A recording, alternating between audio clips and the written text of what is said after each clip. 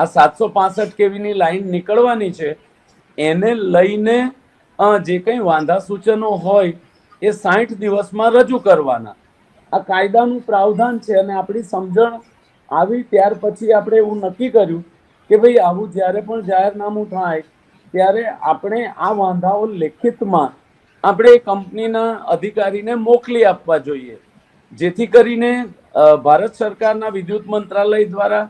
અને 164માં ટેલિગ્રાફ ટેક્ટની કલમ 16(2)(3) 1(2)(3) ઉપયોગ કરવા માટેની પરવાનગી આપવાની આવે ત્યારે ખેડૂતોના વાંધા સૂચનોને એને કન્સિડર કરવા પડે, અને નહીં કન્સિડર કરે તો પછી આપણી પાસે કાયદાકીય વિકલ્પ ઉભો રહી કોર્ટની અંદર જઈને કે ભાઈ અમે વાંધા રજૂ કર્યા છે, તેમ છતાંય અમારા વાંધાને ગણકાર્યા નથી, એટલે આ લાયસન્સ નહીં આપવો અથવા તો એને 164માં ટેલિગ્રાફ એક્ટનો અમલ કરવા માટેની મંજૂરી નહીં આપવી, એવી કાયદાકીય પ્રક્રિયા પણ આપણે કરી શકીએ. એટલે આટલી પૂર્વ ભૂમિકા સાથે અમે આવતીકાલે એટલે 9 એપ્રિલ 2026ના દિવસે મકરબા ખાતે જે અદાણીની ઓફિસ છે એના જે